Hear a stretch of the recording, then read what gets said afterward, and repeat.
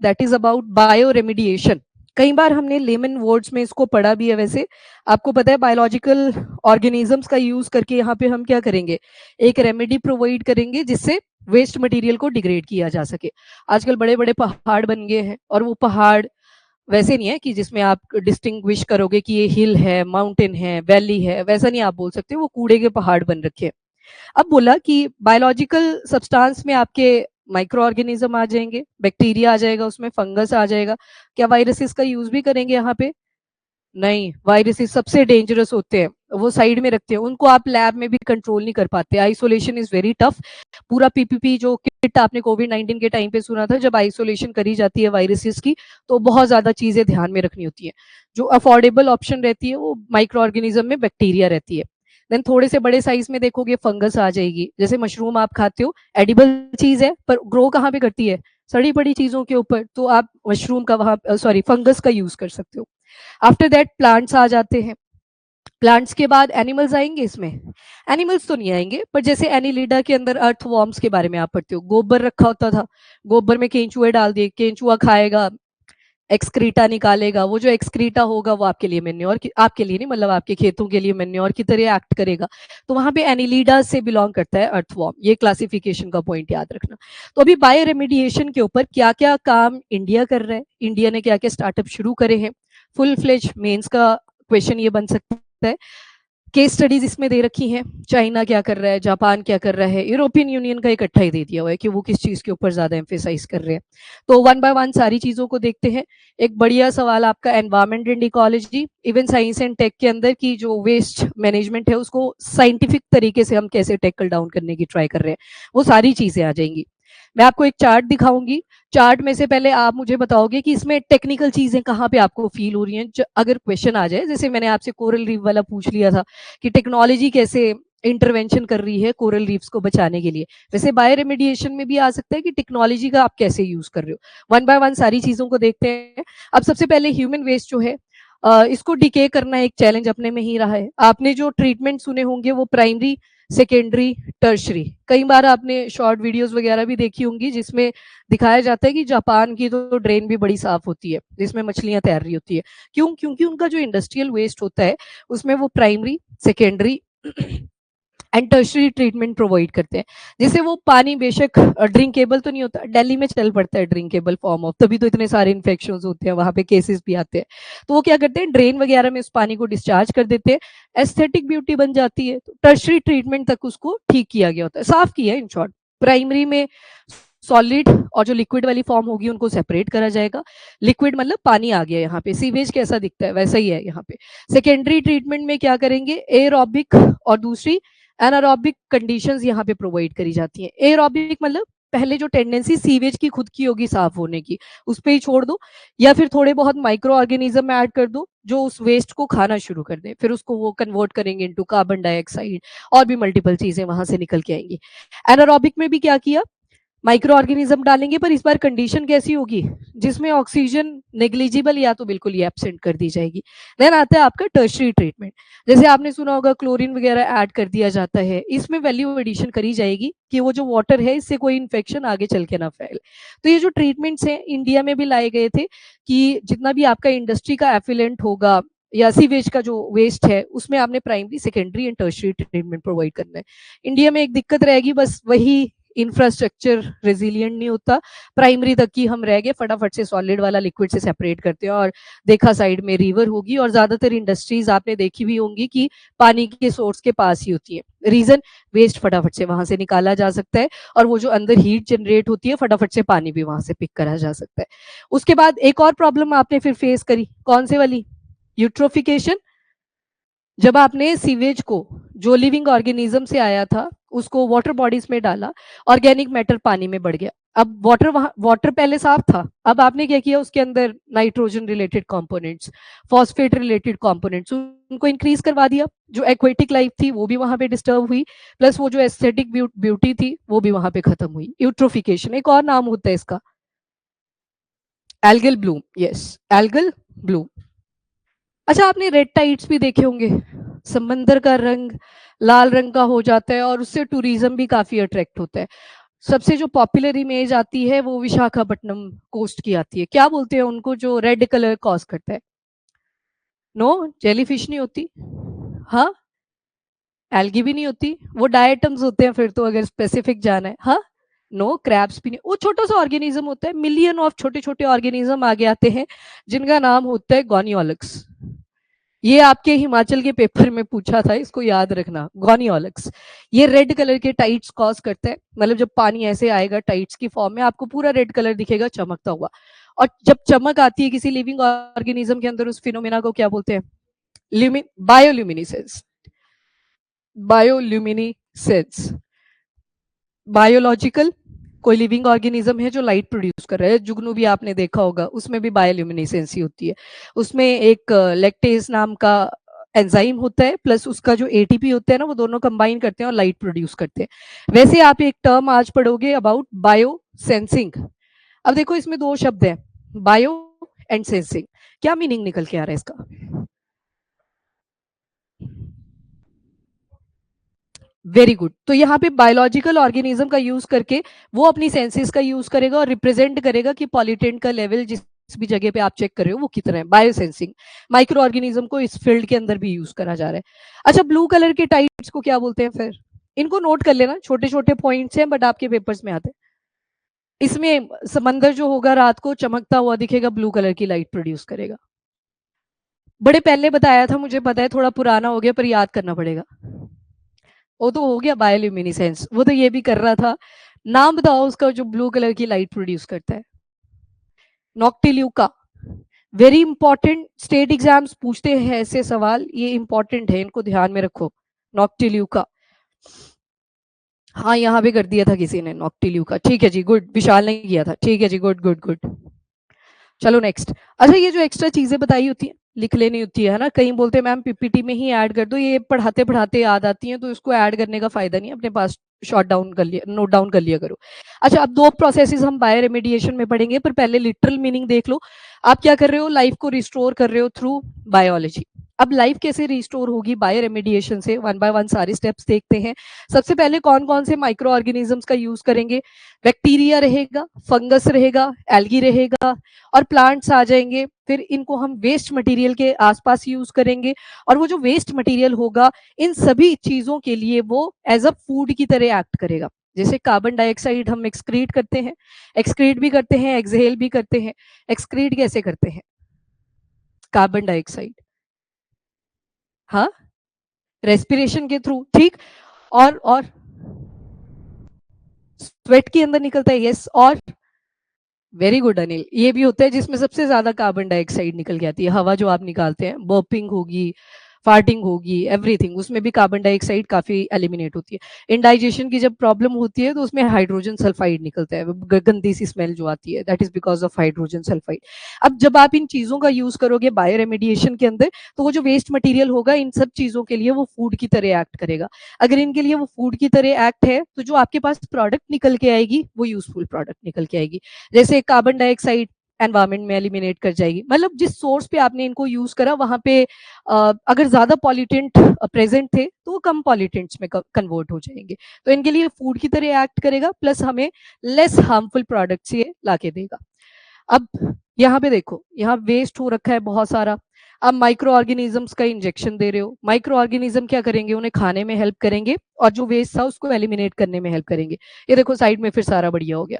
In short bio remediation का यहाँ से मोटो क्लियर होता है, सारा वेस्ट लैंड था, गंद फंद यहाँ पे पड़ा था, डेड एंड के मैटर थे, उसको कन्वर्ट कर दिया, रिकवर करवा दिया, और प्लांटेशन आपको प्रॉपर दिखाई देगी। ये देख लो, प्लांट्स, बैक्टीरिया, फंगस, और हमारा टारगेट क्या है? Green earth. कुछ भी याद ना आए, ये कीवर्ड्स हैं यहाँ पे जिनको आप यूज कर सकते हो बायो रेमेडिएशन से रिलेटेड। सवाल पक्का है, 3-4 बार ये आर्टिकल आ चुका था, तो इस बार टेक्स्ट एंड कॉन्टेक्स्ट में इसको कवर किया गया, तो डिटेल में देख लो। सबसे पहले बैक्टीरियल बायो रेमेडिएशन, नाम से पता लग रहा है बैक्टीरिया का यहाँ पे यूज करा जा रहा है। Then fungal bioremediation, fungus का यूज कर रहे हैं। फाइटो मतलब प्लांट्स का यूज, एंजाइमेटिक मतलब एंजाइम्स का यूज, वर्मी मतलब वॉर्म्स, जैसे अर्थ वॉर्म का एग्जाम्पल देखा। जू आ गया, ये पूरा एनिमल किंगडम ही आ गया, जो भी चीजें आप यूज कर पा रहे हो, ये वर्मी भी इसी के अंडर आ जाते हैं, एनिलिड गड्ढा जो मैंने आपको बताया, और मिक्स सेल टाइप, इवन छोटे छोटे जो ऑर्गेनिजम्स होते हैं उनके स्पेसिफिक सेल्स को भी यूज करा जाता है। तो सारी चीजें यहाँ पे लगभग आप यूज कर सकते हो। अब सबसे पहले आपको ये टेबल देखना है, हेल इंपॉर्टेंट। दो तरह की बायो रिमेडिएशन होती है, एक इन सीटू आ जाएगी, दूसरी एक्स सीटू। इन सीटू मतलब जहां पे आपकी डंपिंग साइट थी वो बायोलॉजिकल वेस्ट मटेरियल की, वहीं पे आपने सारा ट्रीटमेंट प्रोवाइड करना है। देन आती है एक्स सीटू, मतलब वहां से आप उठाओगे किसी और जगह पे लेके जाओगे, फिर वहां पे ट्रीटमेंट प्रोवाइड करोगे। इन सीटू ओरिजिनल लोकेशन, एक्सी2 किसी दूसरी जगह पे लेके गए, वहां पे जाके बनाना शुरू किया। अब इन सीटू दो तरह की होती है, वन इज इंट्रिंसिक और दूसरी होती है इंजीनियर्ड। बताओ मुझे इंट्रिंसिक और इंजीनियर्ड में से आप कहाँ पे टेक्नोलॉजी यूज करना शुरू करोगे? इंजीनियर्ड में, नाम से पता लग रहा है। इंट्रिंसिक में क्या होता होगा फिर? मतलब आपने क्या किया, आपने बोला कि खुद नेचर देख लेगा, आपने कुछ भी नहीं करा, आपने डंप लगा दिया, पहाड़ वहां पे बना दी, और फिर दिल्ली की पहाड़ आपने देखी है, अपनी चंडीगढ़ के अंदर भी बड़ी सारी पहाड़ें बननी शुरू हो गई है, मोहाली में भी बन रही थी, पर आई म्यूनिसिपैलिटी आगे उसको करा उन्होंने, कैसे करा वो भी बताती हूँ, कौन से वाला मेथड यूज करा था। तो इंट्रिंसिक में क्या किया जाता है, जैसे था वो डंप उसको एज इट इज ही छोड़ दिया जाता है। तो ये तो हो गया इंट्रिंसिक फॉर्म, कि नेचर खुद देखेगा, वेस्ट मटेरियल को खुद डिग्रेड करवाएगा। जैसे मांस मूस पड़ा होगा, स्क्वेंजर्स आएंगे, ईगल्स आएंगी, वो उसको खा के चली जाएंगी। जो वेस्ट मटेरियल वहां पे बचेगा, माइक्रो ऑर्गेनिज्म लगेंगे, वो उसको खाएंगे, वहां से चले जाएंगे। पर डंपिंग भी तो बहुत ज्यादा होती रहेगी। तो इंट्रिंसिक के बाद आया मेथड इंजीनियरिंग। इंजीनियरिंग में सबसे पहले आता है बायो वेंटिंग। बायो वेंटिंग नाम से पता लग रहा है, बायो मतलब अगेन बायोलॉजिकल, वेंटिंग वेंटिलेशन, हवा के साथ रिलेटेड है। इसमें जो आपका कूड़े का पहाड़ बना, कूड़े का पहाड़ जब मैं बोल रही हूँ ना, तो यहाँ पे आप अभी के लिए बायोलॉजिकल चीजों को ही सोचोगे, कि जो ह्यूमन से रिलेटेड वेस्ट होता है, वेजिटेशन वेस्ट आ जाएगा, किसी की डेथ हुई थी उसकी बॉडी एनिमल की आ जाएगी, वो सारी चीजों से हम बातचीत कर रहे हैं। वेंटिंग में इसमें क्या किया जाता है, एक हवा का प्रेशर दिया जाता है, हवा के अंदर ऑलरेडी माइक्रो ऑर्गेनिज्म प्रेजेंट होते हैं, उसी जगह पे दिया जाएगा जहां पे ये पहाड़ी लोकेटेड होगी, जहां पे ये वेस्ट मटेरियल था, हवा वहां पे प्रोवाइड करी जाएगी, हवा के अंदर माइक्रो ऑर्गेनिज्म होंगे। That process is called bioventing. दूसरी जो आती है ये बायोस्पार्जिंग है। बायोस्पार्जिंग में एक पाइप लगाई जाती है, बड़े प्रेशर से यहाँ पे हवा डाली, यहाँ पे नॉर्मल सा रेट होगा, बायोवेंटिंग में थोड़ा सा ही डिफरेंस है। बायोस्पार्जिंग के लिए जो कीवर्ड आएगा वो प्रेशराइज्ड एयर होगी, प्रेशराइज्ड एयर का यूज करा जाएगा इन केस ऑफ बायोस्पार्जिंग। अगेन इस हवा के अंदर भी क्या होगा, नेचुरली कोई ना कोई माइक्रो ऑर्गेनिज्म प्रेजेंट होगा, तो वो सारी ऑलरेडी यहाँ पे प्रेजेंट है। बायोवेंटिंग में आराम से थोड़ी थोड़ी हवा यहाँ पे प्रोवाइड करी, बायोस्पार्जिंग में हाई प्रेशर के साथ हवा को भेजा गया। Then bioaugmentation and biostimulation दोनों सेम से हैं, हल्का हल्का डिफरेंस है। बायो ऑगमेंटेशन उसी साइट पे जहां पे ये वेस्ट मटेरियल प्रेजेंट था, एडिशनल माइक्रो ऑर्गेनिज्म ऐड करे जाते हैं। अब ऊपर देखो, हवा के ऊपर डिपेंडेंसी थी, पर जितने माइक्रो ऑर्गेनिज्म ऑलरेडी प्रेजेंट थे उतने ही रखे। बायोवेंटिंग में हल्की सी हवा प्रोवाइड करी गई, बायोस्पार्जिंग में प्रेशर के साथ हवा प्रोवाइड करी गई, बायो ऑगमेंटेशन में एडिशनल माइक्रो ऑर्गेनिज्म उस जगह पे ऐड करे गए, नेचर में प्रेजेंट थे पर उनकी डिवीजन करवाई गई, थोड़े से और माइक्रो ऑर्गेनिज्म वहां पे ऐड कर दिए गए। पर जब बायोस्टिमुलेशन आता है, यहाँ पे माइक्रो ऑर्गेनिज्म नहीं ऐड करे जाएंगे, यहाँ पे माइक्रो ऑर्गेनिजम्स के लिए न्यूट्रिशन ऐड करा जाएगा। डिफरेंस है दोनों में, थोड़ा सा ही है बट डिफरेंस है। बायो ऑगमेंटेशन माइक्रो ऑर्गेनिज्म और ज्यादा ऐड कर दिए, जो नेटिव से माइक्रो ऑर्गेनिज्म वहां पे प्रेजेंट थे।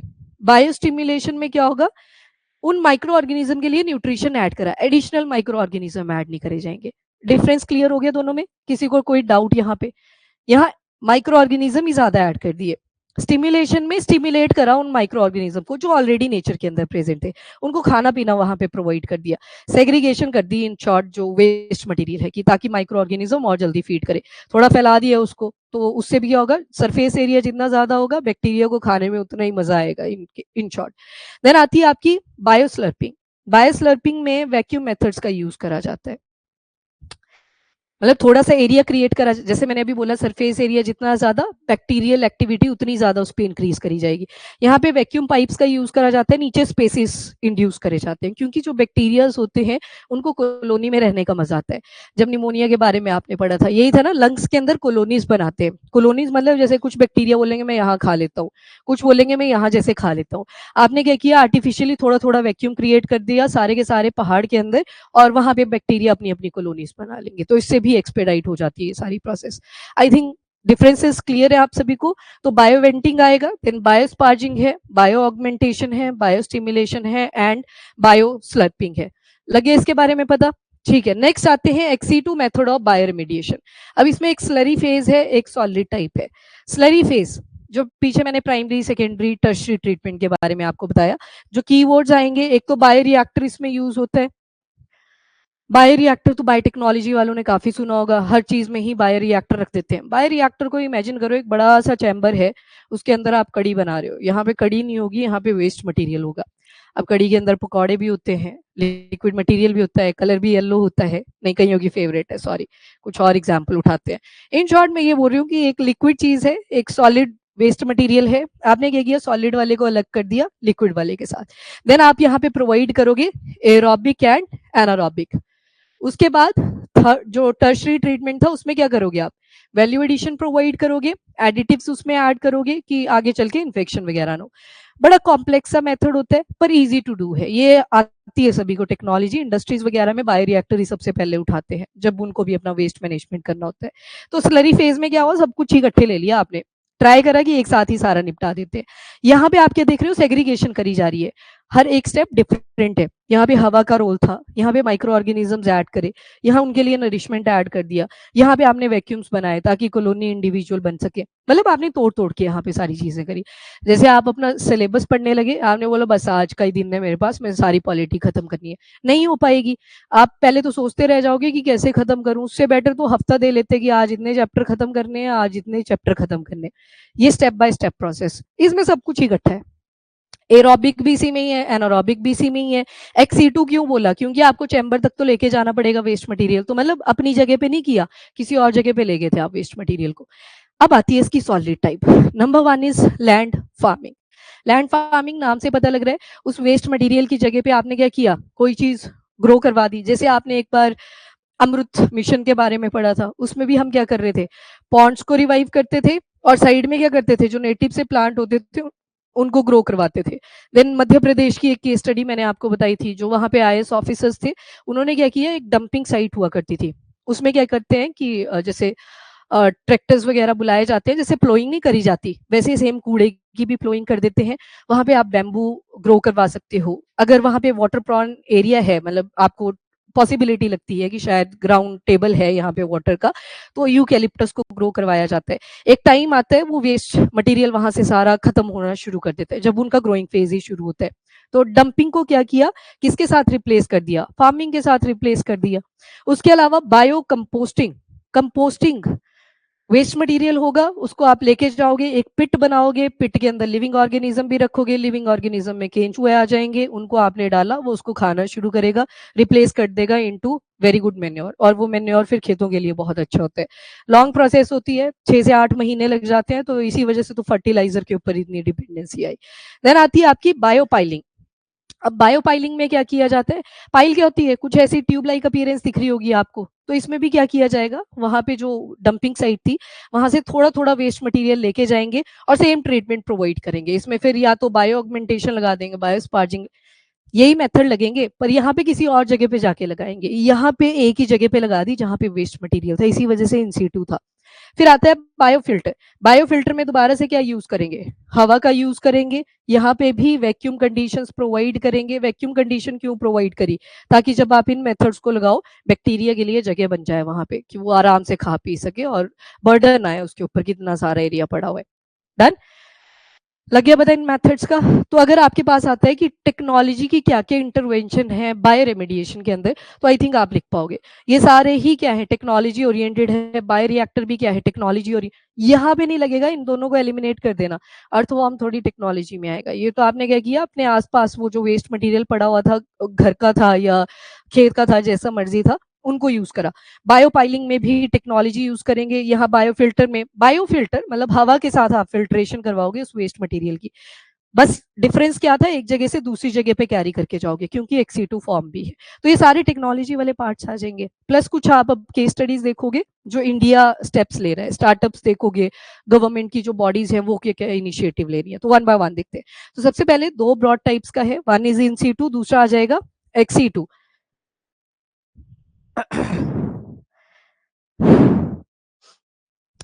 बायो स्लर्पिंग रिपीट करना। अच्छा, बायो स्लर्पिंग में क्या हुआ था, कुछ नहीं किया, ये जो वेस्ट साइट थी ना आपकी, यहाँ पे एक पाइप डाली, छोटी छोटी स्पेसेस बना दी, वैक्यूम्स बना दिए, क्यों? ताकि जो बैक्टीरिया है उसके लिए सरफेस एरिया ज्यादा हो जाए, वो अपनी कॉलोनीज और ज्यादा बना सके। अब सोचो एक पहाड़ी है, बाहर वाले एरिया में तो इजीली लग जाएगा बैक्टीरिया, अंदर जाने के लिए उसका जोर ज्यादा लगेगा। पहले कितने एटीपी होते हैं बैक्टीरिया के अंदर? एटीपी, एडिनोसिन ट्राइफॉस्फेट, हमारे एनर्जी से पैकेट्स होते हैं ना ये एटीपी, बताओ फिर 36 एटीपीज बना पाता है, तो जितना खाएगा उसको तो आधी एनर्जी एंट्रैप करते करते लग जाएगी। यहाँ पे क्या किया, जगह बना दी उसके लिए कि आराम से जा। अब सोचो पहले यहाँ पे लग रहा था सरफेस एरिया, कपड़े सूखने डालते हो कभी, ऐसे कैसे डालते हो, जैसे टी शर्ट है तो उसको प्रॉपर ऐसे खोल के डालते हो ना आप, ताकि धूप सारे में पड़े और जल्दी सूख जाए। पर अगर एक ही जगह पे डाल दी होगी तो क्या होगा, उसको टाइम लगेगा। सेम बैक्टीरिया का कॉन्सेप्ट है, पहले ये बैक्टीरिया इतने ही एरिया में लगना था, अब ये बैक्टीरिया इस सारे एरिया में लग सकता है आराम से, क्योंकि आपने उसको खोल दिया, पर उसी जगह पे खोला, इस वजह से वो इन सीटू की कैटेगरी में आएगा। Now clear? Bioslurping. I think किसका डाउट था ये? पायल का। ठीक है जी, ठीक है।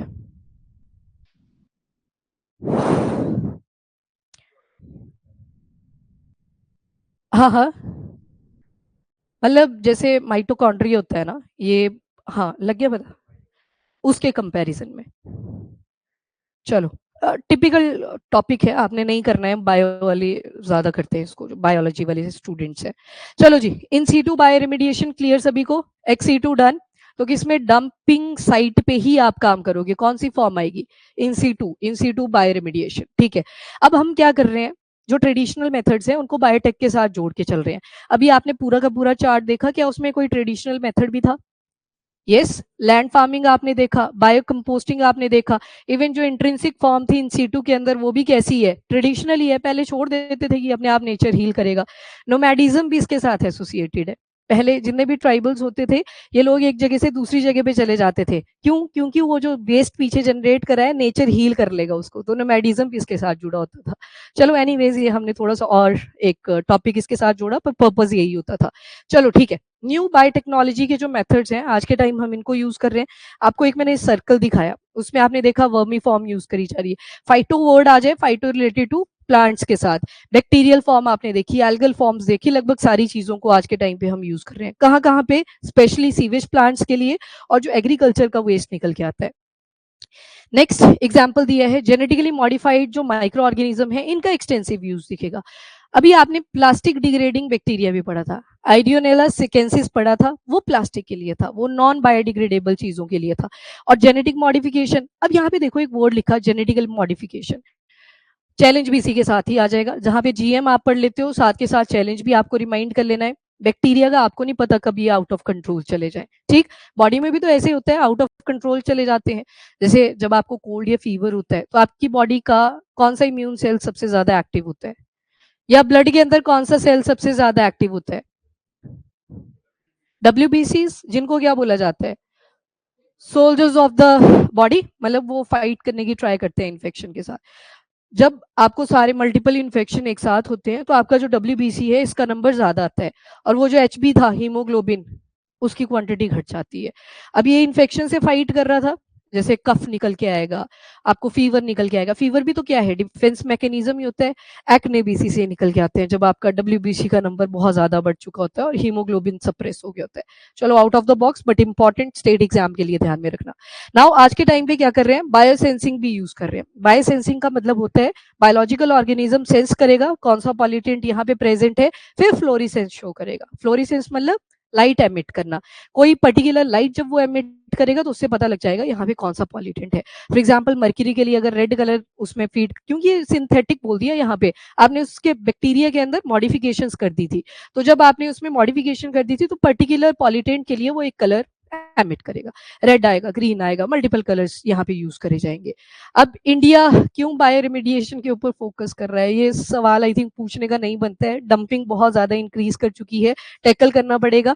यहाँ पे तो सिर्फ बायोलॉजिकल वेस्ट के ही बारे में हम बात कर रहे हैं, इधर वो जो नॉन बायोडिग्रेडेबल वेस्ट है उसका नंबर भी और ज्यादा इंक्रीज हो रखा है। पेस्टिसाइड, ऑयल लीक्स की प्रॉब्लम बड़ी ज्यादा हो चुकी है, इसमें भी बैक्टीरियाज का यूज कर रहे हैं।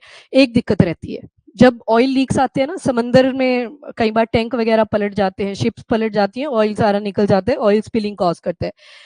फॉरेन कंट्रीज में मेडिटेरेनियन सी वाला इंग्लिश चैनल आपने पढ़ा था, देन आपका जितनी भी ये बाल्टिक नेशन वाली वाटर बॉडीज हैं, जब भी यहाँ पे ऑयल स्पिलिंग होती है, पहले ये लोग बैक्टीरियाज का यूज कर रहे थे, पर इन्होंने देखा एक्वेटिक लाइफ पे कुछ तो नेगेटिव इम्पैक्ट पड़ रहा है, मतलब अभी स्टडीज की जरूरत है। आप डायरेक्टली वाटर बॉडीज पे ऑयल स्पिल को रिमूव करने के लिए बैक्टीरियाज का यूज नहीं कर पाते, खतरा बहुत ज्यादा है, रिस्की है।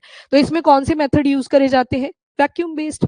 वैक्यूम, इसके अलावा एक कॉटन भी बनाई गई, और ये जो कॉटन है ना, ये जेनेटिकली मॉडिफाइड है, इसको डाल दिया जाता है वहां पे जहां पे ऑयल स्पिलिंग हो रखी होती है। अब कॉटन की टेंडेंसी क्या होती है? किसी चीज को एब्जॉर्ब कर लेना, सोख लेना, तो वो जो ऑयल होता है ये कॉटन उसको सोख कर लेता है, तो कॉटन एक अच्छा एग्जाम्पल यहाँ पे। कॉटन हेल्दी रहेगा, प्लस जब वो सोख लेता है तो उसको फिर खींच लिया जाता है, वो पूरी की पूरी लेयर एक साथ आ जाती है। जब कॉटन आप उठा के चलोगे बोरे के अंदर, तो जब तक वो सूखी थी आराम से चल पाओगे आप, बारिश हो जाएगी वो सारी ऐसी चिपक जाती है एकदम से, तो उसको निकालना यहाँ से इजी है। शिप के अंदर लोग बैठे होंगे वो उसको इजीली खींच पाते हैं इसको। बैक्टीरिया का रिस्क बहुत ज्यादा है, स्पेशली जो जेनेटिकली मॉडिफाइड है। इसके अलावा गंगा यमुना नमामि गंगे करके आप प्रोजेक्ट सुनते हो कि साफ करना है, पैसा लग गया हजारों करोड़ का, सफाई नहीं हुई अभी तक, एक बार भी नहीं हुई। इससे बेटर तो जो एनजीओ वाले हैं जिन्होंने ओपन कैंपेन्स चला रखी है वो ज्यादा सफाई करके आगे निकल जा रहे हैं, प्रमोट भी करते हैं कि यहाँ पे वेस्ट ना फेंके। अब जैसे केले का छिलका होता है, केले का जो छिलका होता है ये एज अ फट मेन्योर की फॉर्म में अगर देखें तो बहुत ज्यादा न्यूट्रिशियस होता है प्लांट के लिए। तो जहां पे आपको ऐसे लगे ना बड़े सारे पेड़ हैं, वहां पे अगर आप केले के छिलके को फेंकोगे ना, अगले दिन आप देखोगे बिल्कुल छोटा सा हो जाता है वो। बायोलॉजिकल एक्टिविटी बहुत ज्यादा होती है, प्लस न्यूट्रिशियस होता है, प्लांट फटाफट से उसको एब्जॉर्ब करते हैं। उसको हम एस्थेटिक के साथ नहीं जोड़ सकते, वो हमने एज अ मेन्योर की फॉर्म में ले लिया। सड़क में फेंक दो केले का छिलका, एक दिन एक बाइक वाले ने ऐसे केले का छिलका इधर फेंका था यहाँ पे, पीछे से एक और स्कूटी वाला आया उसके टक्कर गया, वो गिर गए दोनों, लगी नहीं, मतलब दोनों ने हेलमेट पहना था पर बच गए। बट स्टिल मतलब मैं ये बोल रही हूँ, सड़क के बीच में केले का छिलका फेंकोगे वो बहुत डेंजरस है, पर वहीं पे ऐसे पेड़ के आसपास अगर आपने फेंका होगा अगले दिन वो पूरा डिग्रेड कर जाता है, बहुत रैपिड डिग्रेडेशन होती है उसकी। तो मतलब करनी है सफाई पर ढंग से करनी है, जो चीज यूजफुल है उसको आप फेंक सकते हो वहां पे। चलो anyways, next is traditional clean up के ऊपर तो हम फोकस कर ही रहे हैं। अब आते हैं इंडिया के स्टैंड पे। सबसे पहले आपको एक डिपार्टमेंट याद रखना है which is DBT, department of biotechnology. इन्होंने क्लीन टेक्नोलॉजी प्रोग्राम का एक इनिशिएटिव लिया है। इवन आप इसमें इंटरनेशनल कोऑपरेशन का भी एग्जांपल ऐड कर सकते हो। रिसेंटली किसके साथ किया? इंडिया और रशिया। रशिया ने बोला है ना हम आपको क्लीन टेक्नोलॉजीज प्रोवाइड करने की ट्राई करेंगे, तो उसमें सारी आ जाएंगी, वो कार्बन एमिशन से रिलेटेड हो या वट एवर जो भी टेक्नोलॉजी है उसके साथ रिलेटेड है वो। उसके अलावा पार्टनरशिप करी है different universities, public research institute और इंडस्ट्रीज के साथ कि हम ऐसी टेक्नोलॉजी बनाएंगे जिससे ये जो बायो रेमिडिएशन है इसको और ज्यादा क्विकली अटेन करा जा सके। इसके बाद CSIR, council for scientific and industrial research, इनका जो Mumbai based national environmental engineering research institute है, इन्होंने भी एक प्रपोजल लाया है कि बायो रेमिडिएशन के लिए हमें प्रोजेक्ट चलाने पड़ेंगे, इनिशिएट करने पड़ेंगे। अब देखो यहाँ पे एक एग्जांपल, ये आईआईटी कोई स्पेसिफिक नहीं है, जो हमारी आईआईटीज हैं जैसे मद्रास की है, बॉम्बे की है, सभी आईआईटीज ने डिसाइड करा था कि कॉटन के ऊपर काम करेंगे। कॉटन के ऊपर जब काम किया तो देखा कि ऑयल स्पिलिंग को ये बहुत अच्छे से टैकल कर सकता है, तो ये एग्जाम्पल आपके लिए इंपॉर्टेंट है। और इवन ये जो टॉक्सिक पॉलिटेंट्स होते हैं उनको भी अपने में सोख लेता है, तो काफी अच्छा मेथड रहेगा अगर ऑयल स्पिलिंग के केस में देखें, स्पेशली वाटर बॉडीज के ऊपर जो आप पढ़ते हो। तो नेक्स्ट आपके स्टार्टअप्स आते हैं, तो जैसे बायोटेक कंसोर्टियम इंडिया लिमिटेड है और साथ में एक और इनके साथ बॉडी एसोसिएटेड है इको निर्मल बायोटेक। इन्होंने भी बोला है कि हम माइक्रोबियल फॉर्मुलेशंस बनाएंगे, जेनेटिकली उनको मॉडिफाई करेंगे ताकि बायो रेमिडिएशन को अटेन करा जा सके। और इनका जो मेन फोकस रहेगा वो soil and waste water treatment के साथ रहेगा। तो डीबीटी एक बॉडी याद रखिएगा। CSIR का जो इंजीनियरिंग इंस्टीट्यूट आ गया मुंबई बेस्ड, उन्होंने फोकस करा है अपना बायो रेमिडिएशन के ऊपर। देन थर्ड आपकी आईआईटीज आ जाएंगी जिन्होंने फोकस करा है कॉटन के ऊपर, जो ऑयल स्पिल्स को मॉप अप कर सकता है। देन स्टार्टअप्स आगे जो इंडिविजुअल स्टार्टअप बायोटेक्नोलॉजी वाली यूनिवर्सिटीज या कंपनीज ने उठा रखे हैं, biotech consortium India limited company आ गई, इनके साथ इको निर्मल बायोटेक, इन्होंने बोला है हम भी क्या करेंगे, जो माइक्रोबियल फॉर्मुलेशंस हैं सॉइल एंड वेस्ट वाटर के ऊपर सबसे ज्यादा काम करेंगे। अब बस एक ही दिक्कत आएगी कि एक यूनिटी इन सभी में मेंटेन करके रखनी है, तो यूनिफाइड रेगुलेटरी सिस्टम लेके आना पड़ेगा। ये कुछ इनिशिएटिव है जो इंडिया के बिहाफ पे आप लिख सकते हो। इंस्टेंट है, 5 पॉइंट्स बन गए, इतने पूछे जाएंगे आपसे कि इंडिया क्या क्या स्टेप्स ले रहा है। पहला जो पार्ट बनेगा सवाल का वो यही कि बायो रेमिडिएशन क्या होती है, इसके मेथड क्या क्या है, वो आपको एक्सप्लेन करने के लिए दे सकते हैं। जो एडिशनल वाला पार्ट जहाँ पे आप अटक सकते हो वो यही है कि इंडिया क्या क्या स्टेप्स आगे ले रहा है कि बायो रेमिडिएशन को और ज्यादा एक्सपेडाइट करा जा सके। तो यहीं से एक आपको मॉरल ऑफ द स्टोरी भी मिलता है। जो नेक्स्ट वीक आपका टेस्ट होगा उसमें एक जो आर्टिकल रहेगा वो इंडिया और रशिया सारे पर्सपेक्टिव से पढ़ के आना है, इनको आउटकम्स भी देखनी है आपने, चैलेंजेस क्या क्या है, कुछ हिस्टोरिकल चीजें जो आप अपने स्टैटिक में देखते हो वो आपने फोकस करना है। नंबर 2 जो आर्टिकल रहेगा वो बायो रेमिडिएशन है। आई थिंक कोरल रीफ्स का तो लग गया आपको पता कि क्या क्या डायमेंशन बन सकते थे, तो उसका भी याद रखना। टेक्नोलॉजी वाला आपने सोचा भी नहीं था पढ़ते टाइम, तो वो भी अब आपका कंप्लीट है कि इस पर्सपेक्टिव से भी आ सकता है। एंड तीसरा और कौन सा लंबा आर्टिकल किया था हमने, रेयर अर्थ एलिमेंट्स के ऊपर। रेयर अर्थ एलिमेंट्स इसके क्या क्या प्रॉब्लम्स आती हैं, चैलेंजेस क्या क्या आते हैं, गवर्नमेंट ऑफ इंडिया ने क्या क्या इनिशिएटिव ले रखे हैं, वहां पे वो नेशनल क्रिटिकल मिनरल मिशन वाले भी इसी में आएगा, पैसे तो उससे भी लिए जा रहे हैं, कितना आउटले लगा है, वो सारी चीजें आपने डिटेल में करनी है। जो अगले हफ्ते पहला टेस्ट होगा मैं बता दूंगी कब होगा, उसके लिए ये 3 टॉपिक्स है जो आपने अच्छे से प्रिपेयर कर लेने हैं। नहीं नहीं गुनिका, ये डायरेक्टली नहीं आएगा जो नैनो फर्टिलाइजर है, इसमें नहीं आएगा डायरेक्टली। जो नैनो फर्टिलाइजर है ना, इससे रेडियो एक्टिव एलिमेंट्स बहुत ज्यादा स्प्रेड कर रहे हैं आपकी फील्ड्स के अंदर। जैसे कंपैरिजन अगर देखोगे ना, फर्टिलाइजर की बोरी सभी ने देखी है, बोरी पे क्या लिखा होता है, एनपीके, मतलब इसमें नाइट्रोजन है, फास्फोरस है और पोटेशियम है। फिर आई आपकी एक छोटी सी बॉटल नैनो फर्टिलाइजर की, मतलब इसमें क्या यूज किया, नैनो टेक्नोलॉजी का छोटा सा साइज 10⁻⁻⁹ नैनोमीटर्स का साइज आ जाता है। अब इनके आप स्प्रे कर रहे हो, ये स्प्रे सबसे ज्यादा डेंजरस है। जैसे न्यूक्लियर टेक्नोलॉजी बोलते हो ना आपकी इलेक्ट्रिसिटी जनरेशन के लिए हम यूज करेंगे, जो सबसे बड़ी प्रॉब्लम है वो ये कि अगली वाली जो जनरेशन होगी बहुत ज्यादा नेगेटिवली उससे भी इम्पैक्ट होगी, क्योंकि उससे रेडियो एक्टिविटी आपके एनवायरमेंट में इंक्रीज करेगी। तो सोल्यूशन तो है अगर फर्टिलाइजर के साथ कंपेयर करें, पर अगली जो जनरेशन है माइट भी उनके लिए बहुत ज्यादा हार्मफुल रहेंगे। चलो ठीक है, अब बाकी कंट्रीज क्या क्या कर रही हैं, बिकॉज क्रिटिकली एनालाइज करने के लिए आपको क्वेश्चन दिया जाता है, तो फॉरेन कंट्रीज की भी आपको एक केस स्टडी लिखनी पड़ती है। सबसे पहले तो जो एडवांस इकोनॉमीज हैं वो भी एनवायरमेंटल मैनेजमेंट के ऊपर फोकस कर रहे हैं। जापान, जापान का तो मैंने स्टार्टिंग में आपको बता दिया, ये जो बायोरिएक्टर वाला प्रिंसिपल है, प्राइमरी सेकेंडरी एंड टर्शरी, सबसे एक्सटेंसिव अगर कोई यूज करता है वो जापान ही है। बायोरिएक्टर किसमें था, इन-सीटू या एक्स-सीटू, एक्स-सीटू में था वो, ठीक है। तो जापान जो है इन्होंने माइक्रोबियल और प्लांट बेस्ड जो क्लीन अप सिस्टम्स है उनको यूज करा। अब देखो जू वर्ड लिखा था एक, जू की कैटेगरी में एक मैंने आपको एग्जांपल दे दिया, अर्थवॉर्म, एनिलिडा से। अब मैंने बोला कि उन ड्रेन्स के अंदर मछलियां भी तैर रही होती हैं, मछलियां भी क्या करेंगी, सफाई करने का काम करेंगी, वाटर के अंदर जो भी वेस्ट मटेरियल आएगा उसको कंज्यूम कर लेगी। हाँ थोड़ा वेस्ट मटेरियल उनका भी निकलेगा पर वो खा लेते हैं, तो वो साइकिलिंग चल ही रहती है। तो वहां पे फिश का भी एग्जाम्पल आ गया। आपकी क्लास बायो वाले, पाइसिस, मीन राशि भी होती है ना, पाइसिस, हाँ तो पाइसिस में मछलियां आती हैं आपकी। फिर उसके बाद यूरोपियन यूनियन आ गया, यूरोपियन यूनियन ने भी क्या किया है, जो माइनिंग साइट्स है उनको रिस्टोर करने की ट्राई करी है। ऑयल स्पिल्स है, मैंने एग्जांपल भी दिया आपको, जैसे बाल्टिक सी का एग्जांपल दिया, बड़ी ज्यादा ऑयल स्पिलिंग होती है, ट्रेड रूट है, तो इस रीजन की वजह से ऑयल स्पिलिंग भी काफी हो जाती है। तो क्रॉस कंट्री प्रोजेक्ट भी इन्होंने चला रखे, माइक्रो ऑर्गेनिज्म पे फोकस कर रहे हैं, 2 एरियाज टारगेट करे हैं, नंबर 1 इज ऑयल स्पिलिंग, और वो जो माइनिंग साइट डिग्रेड हुई है उनका यूज बेटर तरीके से करना, तो इन एरियाज को ये फोकस कर रहे हैं। आफ्टर दैट चाइना की अगर बात करें, इनका जो प्रायोरिटी पे है वो सॉइल पोल्यूशन को लेके है, सॉइल पोल्यूशन कंट्रोल फ्रेमवर्क से लेके आए हैं, और जो जेनेटिकली इंप्रूव्ड बैक्टीरिया है उनका यूज कर रहे हैं कि जितना भी इंडस्ट्री से रिलेटेड वेस्ट वाटर जनरेट हुआ था उसको साफ किया जाए। 3 केस स्टडी बहुत है, चाइना पड़ोसी आ गया, यूरोपियन यूनियन डेवलप की कैटेगरी में हमने देख लिया, बाकी जापान सफाई के केस में लीड कर ही रहा है, तो उनका एग्जाम्पल आप कर लोगे।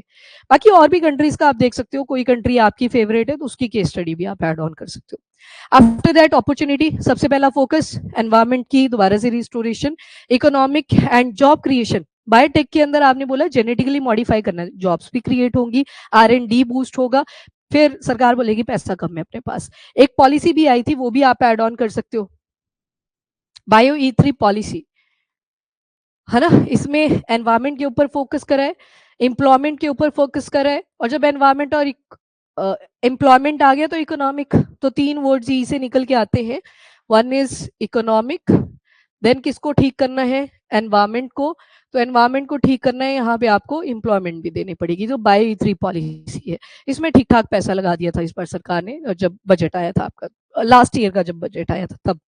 उसके बाद गवर्नमेंट के जो इनिशिएटिव है, जैसे स्वच्छ भारत मिशन है, नमामि गंगे है, ग्रीन टेक्नोलॉजी प्रोग्राम है, लिखने के लिए ठीक है, इम्प्लीमेंटेशन इनकी भी बहुत ही लो लेवल पे है। उसके बाद जेनेटिकली मॉडिफाइड रिस्क रिस्क आ गया आपके। सबसे पहले जेनेटिकली मॉडिफाइड वर्ड यूज करा, हर जगह पे देख लो, चाहे आप नॉन बायोडिग्रेडेबल चीजों के ऊपर इनको लगा रहे हो, रिस्क हमेशा बना रहेगा। दूसरा, टेस्टिंग एंड कॉन्टामिनेंट चैलेंज, ये भी एक दिक्कत रहेगी। बायोसेंसिंग हमने बोल दिया इजी है। एक बार मैंने भी अपना एक रिव्यू पेपर दिया था, वो था कॉकरोच के ऊपर, मतलब कॉकरोच के ऊपर बायोमार्कर्स लगा दिए जाते हैं। बोलने में बड़ा इजी था, बेचारा जो कॉकरोच है वो चल ही नहीं पाता है, उसके ऊपर वजन रहता है उस चिप का। तो मतलब बोलने में इजी है कि बायोसेंसिंग कर दी, उसके अंदर ऐसी मॉडिफिकेशन हुई कि पॉलीटेंट का ये आपको लाइट के जरिए, मतलब कलर को ये एमिट करेगा, red for mercury, green for arsenic, किस तरह से कलर एमिट, बोलने में बहुत इजी है, टाइम टेकिंग प्रोसेस है, एक वो भी रहेगा। टेस्टिंग वैसे ही इंडिया के अंदर पुअर रहती है अपनी। बायोटेक्नोलॉजी में क्या होता है कि आपके ट्रिप्स बनाए जाते हैं स्कूल टाइम में, तो वहां पे फटाफट से क्या करते हैं, स्टार्च रखा होता है उन्होंने कि मेडिसिन कैसे बनती है, एज एन ये एक अद्धा फॉर्मूला दिखाई दे, मतलब वो पब्लिक डोमेन में है ना कुछ चीजों के फॉर्मूला, फटाफट से स्टार्च डालते हैं, ये देखो ये डाला स्टार्च, ये देखो ये पैलेट बन के आ गई। वो क्या था, वो तो हमको भी पता है कि यहाँ से स्टार्च डला, यहाँ से गोली निकल के आई, बीच का मैकेनिज्म तो बताओ कि ये मशीन ऑपरेट कैसे करती है। बट एनीवेज, उसके बाद पब्लिक एंगेजमेंट की भी बहुत ज्यादा जरूरत है।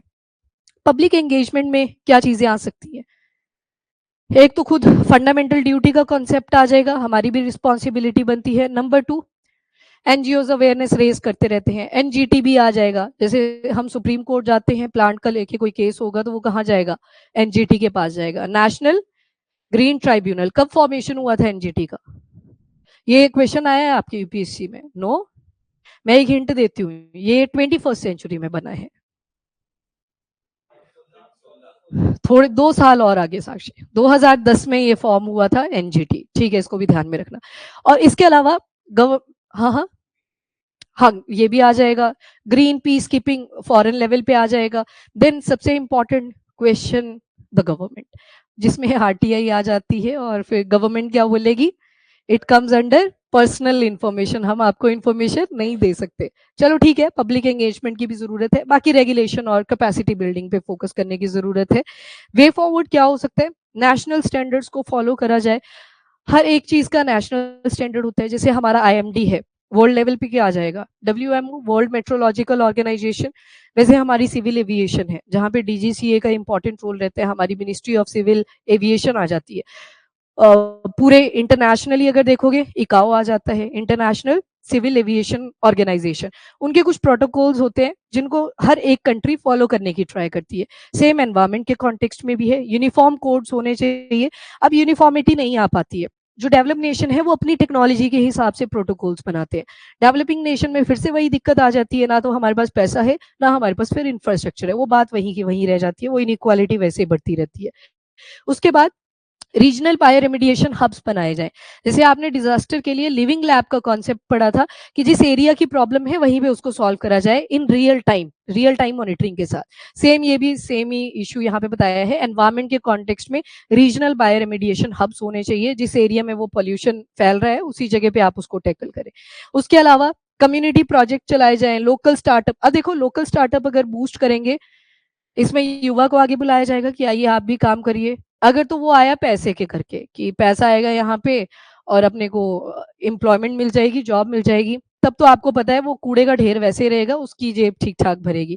अगर इनिशिएटिव खुद लेता है कि नहीं यार ये कूड़ा करना है यहाँ से साफ, जैसे मैंने आपको एग्जांपल दिया था कि डस्टबिन आए, लोगों ने खड्डों के अंदर फटाफट से जितना भी कूड़ा था उसको फेंकना शुरू कर दिया, बाद में फाइन लगने शुरू हुए कि आप वाटर बॉडी के अंदर नहीं डालोगे, फाइन लग गए उस चीज के लिए।